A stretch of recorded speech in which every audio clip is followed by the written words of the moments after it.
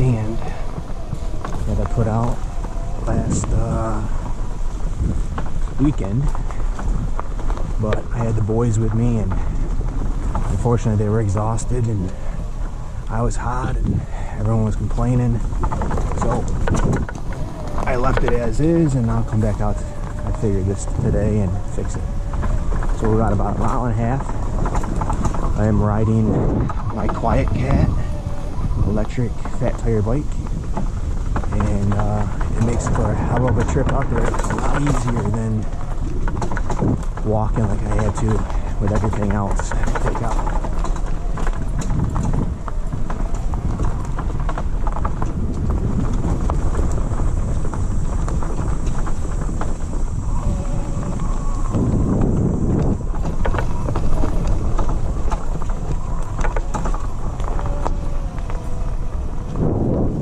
So normally, if I'm going out during season, I will clean these brakes off with some special disc brake cleaner, because they squeak like hell when they're dirty, and it sounds like I'm coming down with trumpets, which is not helpful.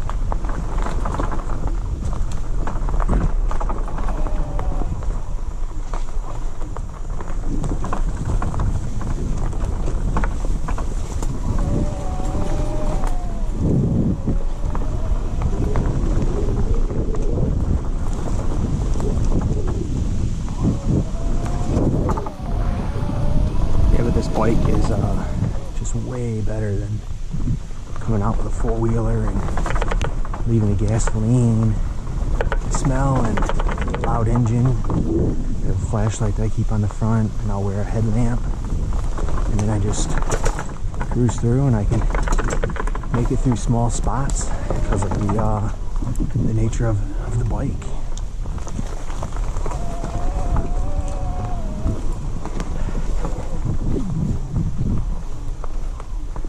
Kind of a new spot for me, so I'm not 100% familiar with the surroundings and getting in and out, and so I still kind of have to go slow and keep track and look at my phone for my track that I saved. But this is the nice part, so I can just kind of weave in and out of these trees, get down stuff. And you just kind of look around and find a path that might work. That was a spider web I just went through. Gross.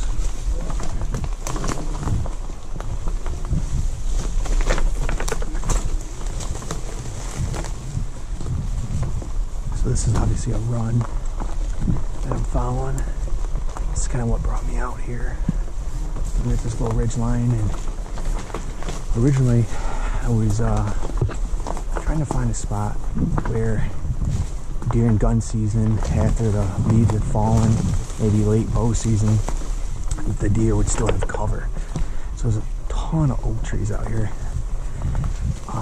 but there's not a lot of pines, and so there's this whole row of pines, and it kind of goes all through here, and I figured that might be a good spot where the deer are able to use it as cover and still travel and feel a little bit more secure in their movements, and maybe I can catch one during the day. So I came out and set up a spot, or at least I was gonna set up a spot, but then I noticed in walking around there was another hunter, probably only like, I don't know, 200 yards, 300 yards away from where I was wanting to set up. So one of the guys that hunts out here is a neighbor of mine and his son. I really didn't want to piss him off if it was his boy or his spot, so I kept going along, and then came across this other area back here, but it's about a mile and a half in, and I can't really get all the way back on my bike because you run into a lot of these down trees like that one there.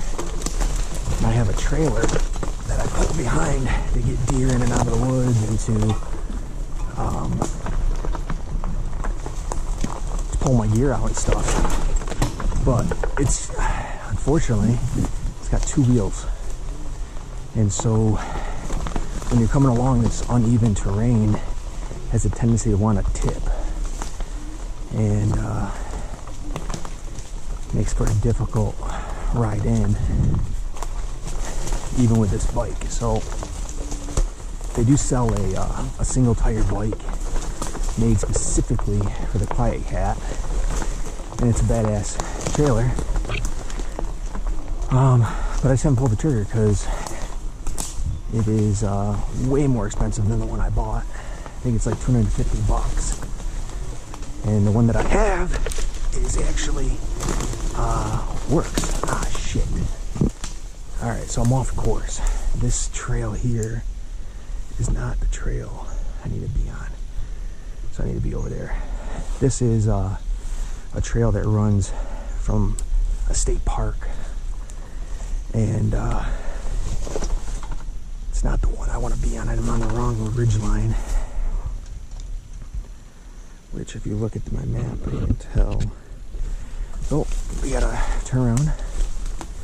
Now I gotta find a path over to this other spot. Ironically, I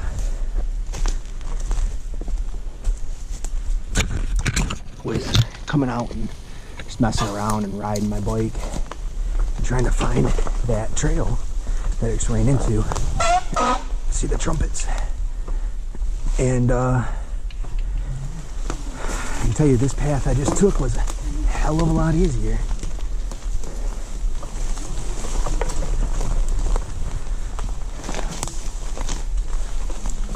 Alright, let's try this. Alright, I'm gonna get off so I don't fall like a dumbass on camera. Push up along. Like I said, still a new spot for me. So I don't have a path in yet that I recognize visually. All these little ridge lines are separated. I call them ridge lines. I'm probably not considered a ridge line, but all these little areas are separated. And by just little gullies here, just little areas that fill up with water, and they all look alike, so it's easy to get on the wrong one.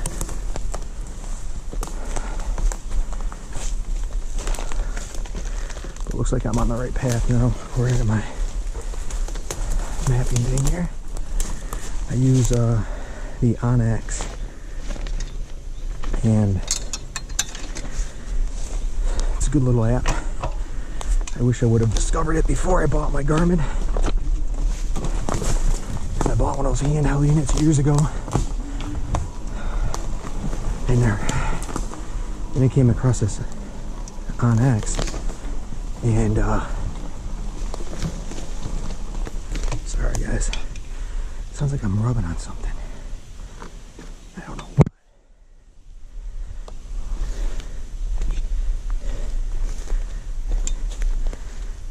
Have any issues.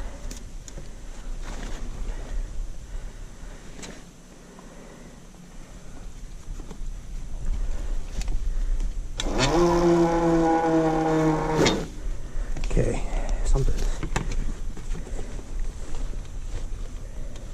Ah, there it is. It's a stick.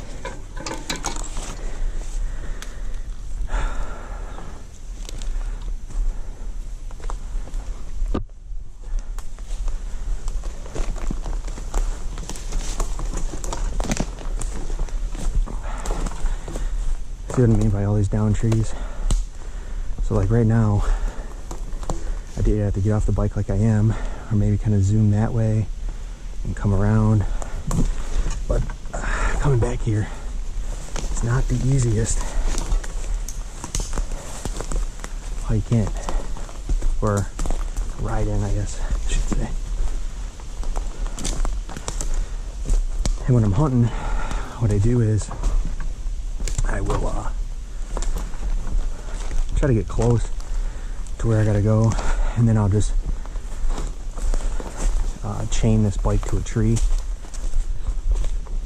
With it being expensive like it is, I get paranoid leaving it too far outside of an earshot away. That way if you get, you know, some dishonest sportsmen out in the woods, hopefully I can hear them if they try to take my bike. I've never understood how you can be in this sport, have a love for the woods and hunt and steal from other hunters. I've come across many trail cameras, many blinds.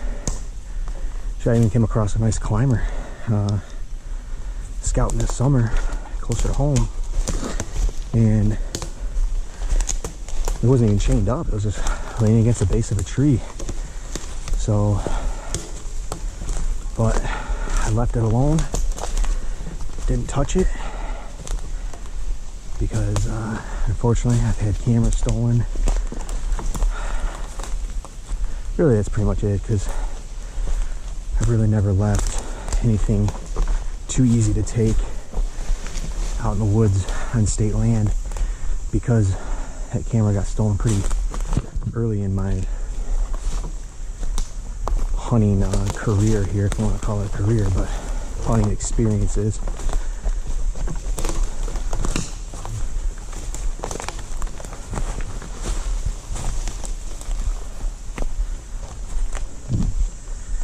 Alright, so for the sake of just not wanting to just push my bike along the whole time, I will chain her up.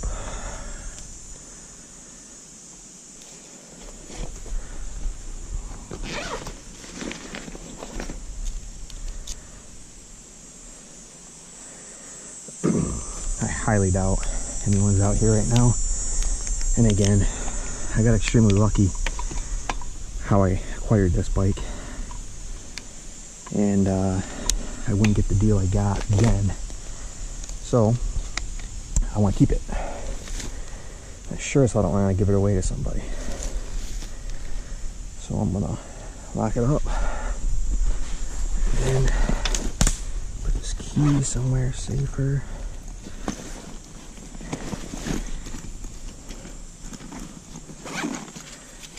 Okay.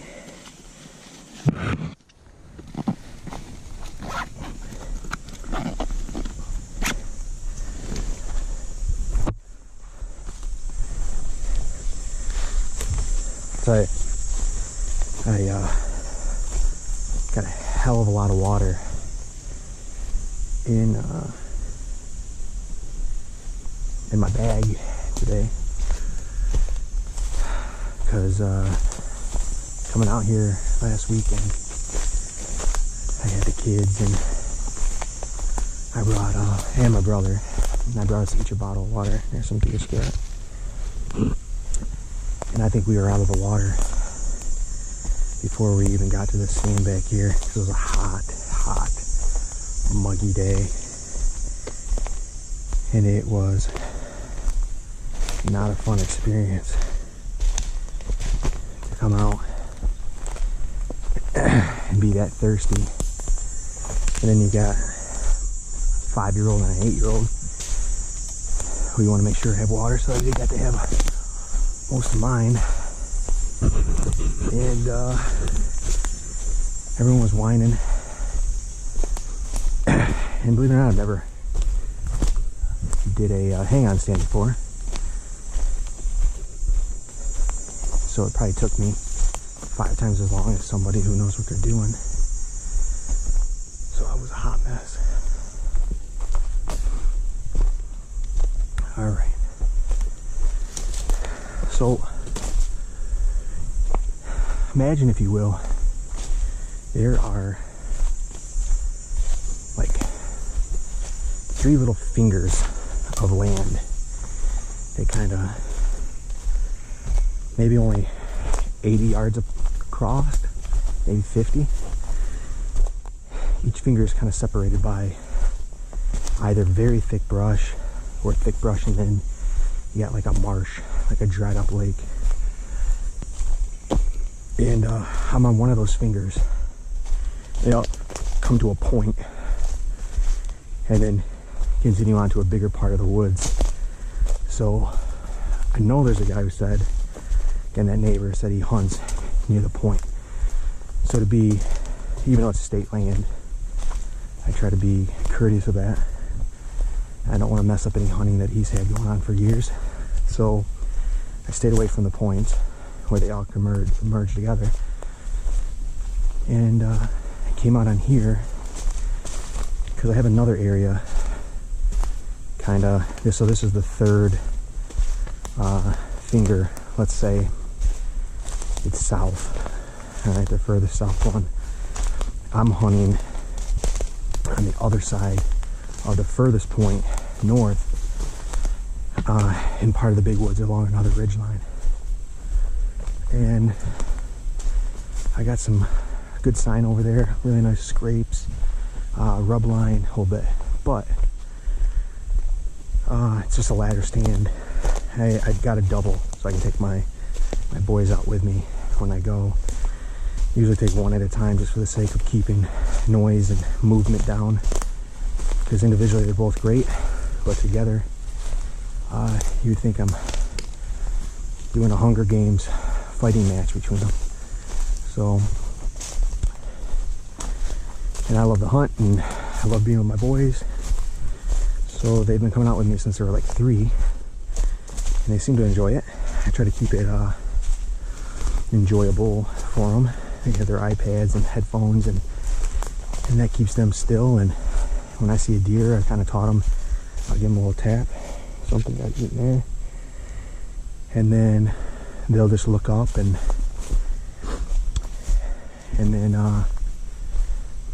then from there be able to see some deer. So they get to actually see some deer, fun, and have some. So it works for all of us, which is good.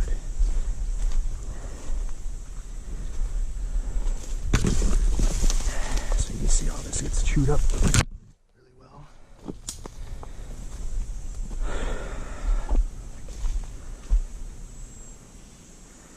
What I'm worried about is if I need to be on the other side of that. Because I'll tell you, you make one wrong turn and you get stuck. They're really difficult. You have to basically backtrack, go all the way back where you started.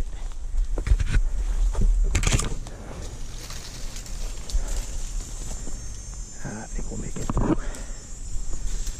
So, as you can see, these deer really use this area.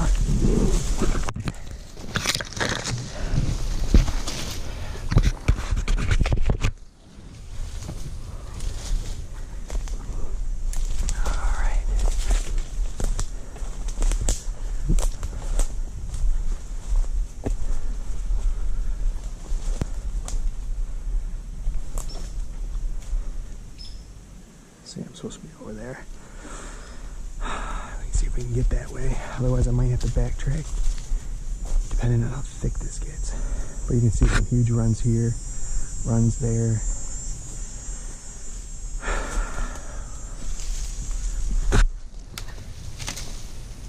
I think I can make it through.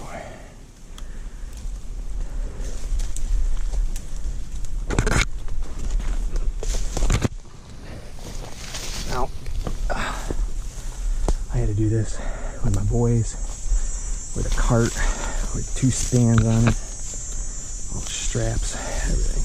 It was not fun. I normally don't like touching so much of the foliage, but we're still a month out from hunting. And I'm hot as fuck. Okay.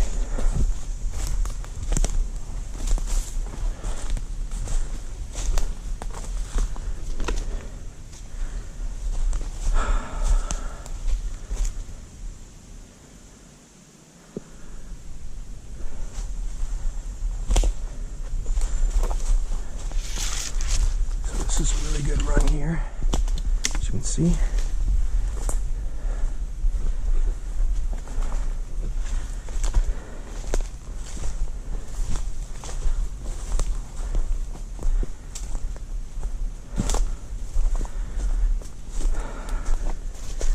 So originally I was making my way out here, and of course, you know, you think you're like, oh, I get deep in there where no one else is, and no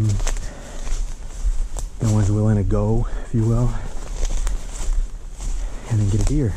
But inevitably, somebody's tried it, and so of course, I ended up running into another hunter stand right around back there, past it. So I had to keep going. Now the question is, does that hunter come from the direction that I come from and he stops there, or she stopped there, or do they come from this direction where I'm going to be set up? Because ideally I'd like to use that hunter's enter and exit strategy in my favor to hopefully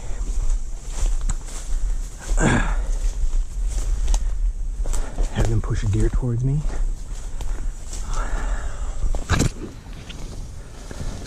or at least not, at very least, not ruin my hunt by coming through. Yeah, this is it. By coming through where I'm sitting already. Because I usually, what I witness around here at least, is I tend to be in the woods much earlier than a lot of the hunters around here. I'll be set up and in my stand for an hour, and then right at that just twilight, morning light, just enough where you can see and make a good shot. You get some dummy come barreling through on a 3-wheeler or a 4-wheeler, and it sucks. So I try to get back in here deeper and then use those guys or girls to my advantage.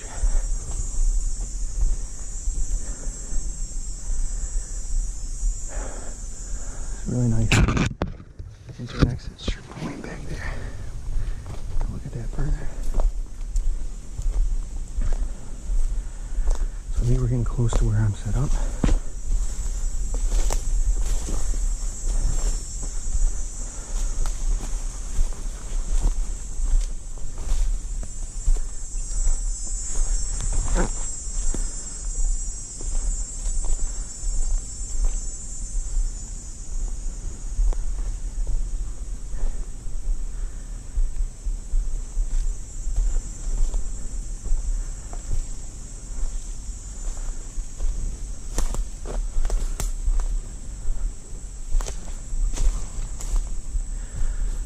But I'll be honest, I love this part of hunting almost as much as I actually enjoy the actual hunt. Trying to find areas using topographical maps and GPS, and then formulating a plan, and then trying to execute that plan. And when it actually comes together, and especially, I didn't grow up in a household of hunters. My dad did not like the outdoors, never hunted, didn't own a gun.